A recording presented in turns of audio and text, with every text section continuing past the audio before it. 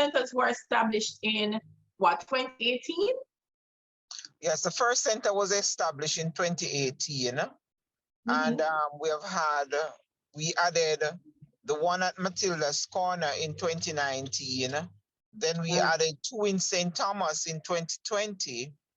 And this year, in collaboration with the UNDP Spotlight Initiative, we have added 6 other centers. So overall, we now have 10. 10. Why did we feel the need to establish the domestic violence intervention centers? All right. Prior to having the first one, whilst retired Deputy Commissioner Novlet Grant was Assistant Commissioner in charge of Area 5, where I was, we got a number of reports. And when we look at the statistics coming out of St. Catherine, it was very alarming. When we looked at it at that time, we're looking at close to 3,000 cases being reported in St. Catherine alone. And then when we hear the other stories from outside of the corporate area, and when we look at St. Thomas in particular, we realize that St. Thomas is affected by family violence. And oftentimes we do not pay attention to that. And the persons really don't have the kind of avenue where they can go feel comfortable to talk about the issues. Bearing in mind that the police station might necessarily, it's just now that over the last couple of years, we have tried to make the reception areas comfortable for persons to be able to go there. But prior to that, when you go to a reception area, everybody hear your business. And so people not willingly tell you exactly what is happening because the area is not conducive to them doing that. And so out of that study, we started with a discussion with the US Embassy to talk about how the embassy in Jamaica could help us to create a space that will allow persons to feel comfortable in making these reports. And that is how the first center came on board. Yeah. I know that the center operates with partnerships, that you have chaplains, you have other organizations that you reach out to in communities to make sure that the work is effective. Isn't that so? Yes, it is. Because JCF, remember now, it's law enforcement. And we are committed to prevention. We are committed to investigation. And if we can prevent a crime from happening or a situation escalating to the point where we have to investigate, then that is the best way to do it. And also, in looking at even some of the crimes that are being committed, many of them came out of domestic violence situation, beginning with family violence and escalating to something else. Just recently, we talked about Clarendon, where a simple dispute between family members ended up in gang and all kind of stuff. So all of that, causes us to reach out to other organizations, because although we have counselors within the JCF, we are also bogged down with law enforcement work. And so getting other persons on board to help us in continuing a process, because we begin the process. But when you talk about violence, it's like a one-off intervention. It's intervention over a period of time with different stakeholders so that they get a holistic approach to it. Yeah. And one of the things, I was speaking to Tremaine out of Florida, is domestic violence has different levels to it.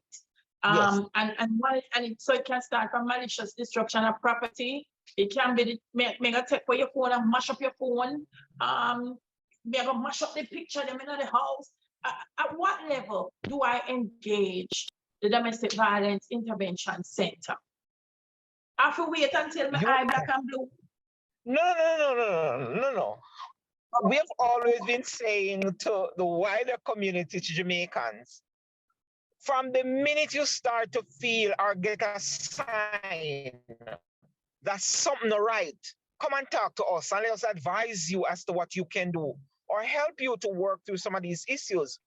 Because the violent part, the violence part of it is always almost the very end, when somebody will either be seriously injured or they lose their lives, and you do not want that. So the center is ready to intervene at an early stage to prevent that escalation in violence and even reprisal from community members and family members who are so hurt about a situation. Yeah, yeah. So talk to me about the intervention centers, because clearly it's not just, as you've said, set up like the regular police station. Are there people trained in counseling? Because I will come in as a domestic violence victim, but when we reach there, I might just ask me number one talk. Me change my mind, or you know, are people there who are trained in ways to deal with victims? And that's the beauty about the domestic violence intervention centers. We have center managers who are all police officers, and because if you notice, all the centers are on the compound of police station for specific reason. They were strategically placed there because of for safety and security reason of victims of domestic violence. And the persons who are at the domestic violence intervention centers are all trained persons. Many of them have their degrees in social work background or counseling. And so these are the persons that we just take up somebody and put them there. We train them because they have to understand the laws around domestic violence. They have to understand all the intricacies of the other things that may happen. Why it is that a victim may not necessarily want to make a report. Why it is that it is wrong to ask a victim, why don't you leave? So they have to understand all of the things that surrounds domestic violence, and so those are persons we take and we train them in domestic violence intervention. We train them in counseling. We train them, we give them some aspect of understanding the law. Although they are police officers, they already have the laws at their fingertips. But we also go about, sensitizing them some more on some of the other things that may happen out of domestic violence cases. Mm-hmm. And also to say this, because we don't want the centers to look like they are gender biased, we ensure that they are not only women who are at these centers, but men as well, because we do also cater to the needs of abusers. How is anonymity handled, Inspector? Suppose I live in a community and I constantly hear gender-based violence happening next door. I hear the wife abusing the husband, or I hear the husband abusing the wife or abusing the children. I can take up the phone call, and when the police come down and say, Dahlia call me and tell me, say, over here, right? And that is why we encourage persons in communities to call the centers. When you call the centers, or even call the police station, because we say to them, you are not supposed to be giving out information as to who called. And so when a domestic violence matter is reported and it is referred to the Domestic Violence Intervention Center, in cases where, say for example, there's no malicious destruction of property, there's no rape, there's no offense against the person, even if there is, once it is referred to the center manager will make contact directly with the victim or even visit the community. So we never ask a person who is concerned and wants to make a report to tell us who they are, because that's not the relevance. What it is that we want you to do is give us the information so that we can intervene. Yeah. Sometimes the intervention is tricky, Inspector, because as I said, it may not even be that the person touched the person, but you can hear the words that are heard, that they're the level of abuse. Hey, yes. Hey, you want something to do something? And I mean, at what point do we, as neighbors, as community people, say, hold on, but that sounds like abuse though, and maybe this needs some kind of intervention? At what point do I do that? This is why we say to community persons, you see, when you see something happening around you, when I look to right, ask for the help. Sometimes a person will say, but I talked to my friend Mavis up the road and I don't want the police to get involved, because we've gotten that over a period of time. It's a matter of reassuring persons who make the report and reassuring victims that the help you seek is available to you. One of the pillars of the Domestic Violence Intervention Center is empathy. And when you talk about empathy, it's not about sympathy or sympathizing with persons. It's understanding the situation that persons will find themselves in. And as a result of that, our center manager understands that the first thing they do once a report is made is an interview. Because we have to interview and assess a situation. We have to do the relevant risk assessment, because we don't want to send persons back out there into a situation that will cause them to lose their lives. And so there are a number of things that not only the DVI care centers does, but even at the station level that the police is required to do, because there's a policy. So we don't just operate because we want to intervene. There's a policy that guides the police officers, every member of the JCF, on how to respond to incidents of domestic violence.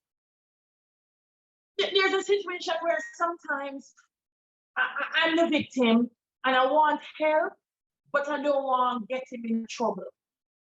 So I'm going to go to the police and I'm going to tell the police, say, this is happening, but I want the police to fix it. I don't want them to arrest him. How we resolve that in stuff? Because it's a real, I mean, and I understand it. This is someone you love. This may be your children, them father, you know, want to get locked up, but you can't take it more. What is it? You know, whenever I talk about domestic violence, I always use the three words that are critical for persons to understand: love, fear, and hope. Because those are the three dynamics that prevents victims from wanting to go to the full mile of dealing with domestic violence. Many of times, say, for example, we get 100 reports. 90 of those reports, the victim is going to say to us, I do not want this person to be arrested. I only want you to come and warn. We always go by the victim's request. However, in doing that, we talk to the victim so they understand, look here, this is what is likely to happen if there's no intervention except a warning. We go back by saying to them, explaining to them the intricacies of how domestic violence work.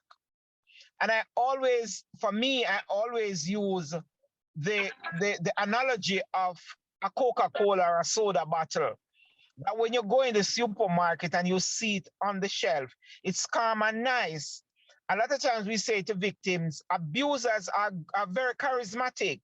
They do not show their true colors on the outside. It is when you're at home and you're alone with that person, that is when you see the other side. But when you meet them on the street, they're the nicest, most loving person. So we explain all of these to victims. And not only explaining all of these things, we direct them to where they can go for additional help. So for example, we'll say to a victim, since you do not want the matter to go to court, please give us that in a statement to say you do not, because we don't want you to leave the police and say you did not get the help that you asked for. So we said, write it and give it to us and sign it. But at the same time saying that to the victim, we also say to the victim, listen, if it is that you are in fear of your life and is afraid that something further will happen, you have choices. One of them, you can go to the court and seek a protection order. If you own properties together or property together, you go and seek an occupation order and a combination of both, or a combination of both. We say to persons, here is the name of a counselor that you can get in touch with. But we just don't leave it like that. The center managers follow up. Every 2 days they call. Everything all right? How things since you last come here? Because we know that the violence does not end there.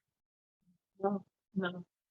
Inspector, thank you so much for speaking with us. We're gonna put up the numbers and the location so that women, wherever they are in Jamaica, know that they can reach out to the domestic violence intervention centers and they can get help.